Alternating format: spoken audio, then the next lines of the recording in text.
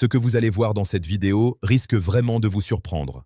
Ici, on décrypte l'actualité politique africaine avec des faits, du contexte et surtout, une vision claire. Abonnez-vous dès maintenant et activez la cloche. Le capitaine Traoré du Faso durcit le ton et déclare « Ils veulent nous faire disparaître, mais ils ont oublié une chose. Quand tout s'effondre, la vraie fraternité se révèle. » Le Togo et le Burkina, bien plus que des alliés, une force unie sur le terrain, sans barrière, sans délai. Ce n'est plus un partenariat, c'est une résistance. Reste scotché pour cette actualité politique. Jusqu'aujourd'hui, le Togo a sa position, sa ligne de conduite qui soutient l'AES et donc c'est un pays frère, c'est plus qu'un partenaire. Voilà ce que je peux dire. Et le Togo a posé beaucoup d'actes, que ce soit sur le volet économique à travers donc la route maritime, certes, mais même dans le volet de la défense. Le Burkina Faso, par exemple, et le Togo, nous avons une coopération très étroite dans la lutte contre le terrorisme et tout. Et ça, il faut s'en féliciter. Nous sommes au-delà de ce que les gens peuvent imaginer, je le disais souvent. Aujourd'hui, les deux armées, les réponses les unes envers les autres et les planifications ne sont plus au niveau étatique. Ce n'est pas comme avant quand un avion au Burkina doit intervenir ou bien un avion togolais doit intervenir. Il faut qu'on appelle jusqu'à la présidence, avoir les autorisations de traverser les frontières. Non, c'est au niveau local. Ce n'est même pas l'état-major, c'est carrément au niveau local. Donc les forces cohabitent et tout. Donc vous voyez que c'est un partenariat exceptionnel. C'est de la fraternité, c'est tout ce qu'on demande. Et ce partenariat s'est renforcé, peut-être sans doute avec l'extradition de l'ancien président Paul-Henri Sandaogo Damiba. Oui, renforcé, c'est trop dit. C'était déjà fort. Ce n'est qu'une suite logique. Le Togo ne peut pas être en fraternité avec nous et laisser sur son sol quelqu'un qui cherche à détruire ses frères. Donc c'est nous qui avons souhaité que le Togo le garde depuis longtemps, sinon ça n'a pas commencé maintenant, mais à un moment donné, avec des preuves assez accablantes, donc les autorités togolaises ont décidé de le renvoyer pour qu'il ne soit pas un obstacle à notre avancée. Donc ça aussi c'est à saluer. Vous l'avez déjà rencontré depuis son extradition en tête à tête? Pourquoi? Non, je n'ai pas à le faire. Il est entre les mains de la justice, il entend des fantômes, et je ne l'ai pas fait.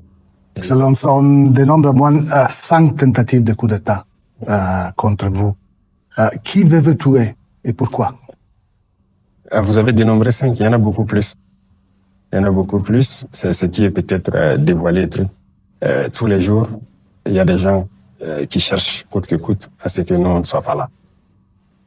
Ceux-là qui veulent nous voir disparaître, ce sont ceux-là que nous appelons les esclaves de salon. Ce sont ceux-là qui vendent l'Afrique, qui ne veulent pas que l'Afrique soit libre. Ce sont très souvent des Africains qui sont aliénés et qui sont exploités. Nous sommes de ces dirigeants qui veulent créer les conditions pour que nos jeunes travaillent ici, au lieu d'aller se rester dans les rues des autres à mendier. Et très souvent, il y en a qui arrivent à des comportements, pas en tout cas sains, et dans vos sociétés là-bas. Nous ne voulons pas voir ça. L'Africain n'est pas un sous-homme. Mais dans ce même cadre, les pays qui nous colonisent, qui veulent nous voir dans l'esclavage, qui veulent nous maintenir, ont leurs suppôts ici, leurs valets locaux, leurs répondants. Et ces gens sont prêts à tout pour nous voir éliminés. Et voilà malheureusement le contexte de l'Afrique. Et ces individus, tous les jours que Dieu fait, lorsque nous sommes vivants, ils ne sont pas contents. Et donc c'est un combat permanent et continuel.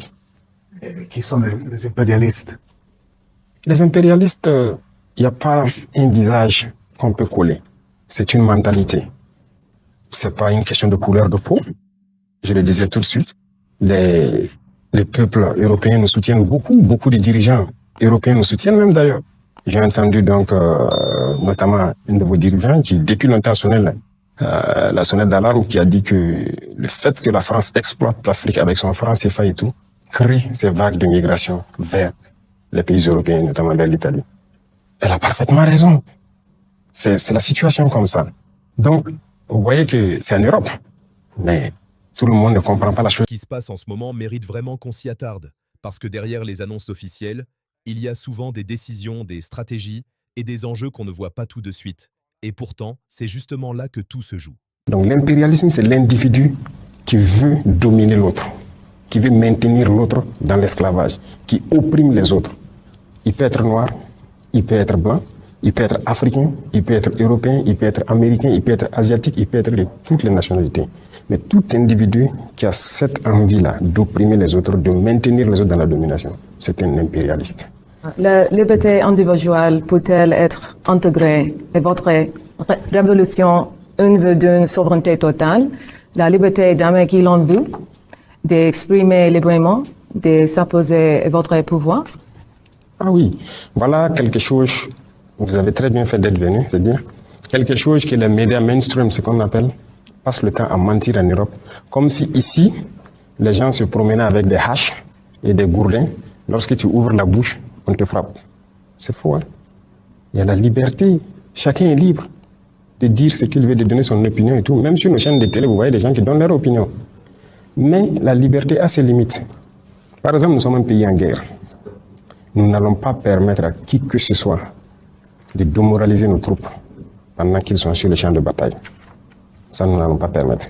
Nous n'allons pas permettre aux valets locaux de l'impérialisme qui sont parmi nous de vouloir saboter notre lutte pour ramener notre pays entre les griffes de ces impérialistes-là. La liberté d'un individu, comme on l'a dit, ça s'arrête là où la liberté de l'autre commence. Sinon, vous n'avez pas une société. Autant vous êtes libre de dire ce que vous voulez, lui aussi il est libre de dire ce qu'il veut. Et quand vous commencez à chacun à dire ce qu'il veut, ça finit par quoi? La bagarre. Est-ce qu'on s'assoit, on laisse notre société aller dans le déclin? Non. Même ceux-là qui disent qu'il y a liberté d'expression, il n'y a pas de liberté en réalité. Alors, nous prenons les Français, les autorités françaises, pour ne pas mélanger avec la population française. Est-ce qu'il y a la liberté d'expression en France? Il n'y en a pas. Si vous ne vous alignez pas dans l'idéologie des autorités, on vous chasse sur le plateau télé, il y a des journalistes qu'on chasse, ou bien, on a vu Alain Foucault, dernièrement les Claudicia, qui ont été chassés des RFI. Ce sont des journalistes, non? Qui ont vécu des décennies dans la radio. Pourquoi on les cherche? Leur opinion. Donc il n'y a pas de liberté d'expression là-bas même. Regardez aujourd'hui les guerres qui se passent. Est-ce que vous êtes fou en tant que journaliste aller faire un certain reportage? Ça ne va jamais passer. Quand la guerre Russie-Ukraine a commencé, on a cherché beaucoup de médias russes en France. C'est ça la liberté d'expression? Non. Chaque liberté a ses limites. Quand les paysans, les gilets jaunes et autres sont sortis, on les a bien tabassés. Ils ont voulu exprimer leur opinion pour dire à l'État, il faut une certaine politique pour que nous puissions vivre. Nous, ici, on prend soin de nos paysans. Non, nos paysans n'ont jamais marché quand on les a tabassés. On prend soin d'eux, on fait tout ce qu'on peut pour qu'ils puissent cultiver tranquillement, donner le meilleur d'eux-mêmes. Mais ailleurs, ça ne se fait pas. Mais ce sont ces pays-là qui sont dans des tribunes en train de dire pays de liberté. C'est faux. C'est tous des dictateurs. Leur liberté, c'est vis-à-vis de l'Afrique. Donc, il faut relativiser la liberté. Ici, nous sommes plus libres que eux. Beaucoup plus libres.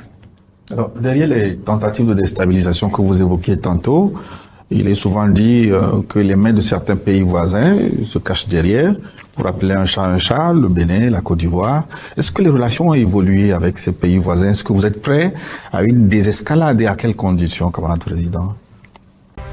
Voilà ce que vous deviez absolument savoir aujourd'hui. L'information continue d'évoluer et ce qui se prépare pourrait aller encore plus loin.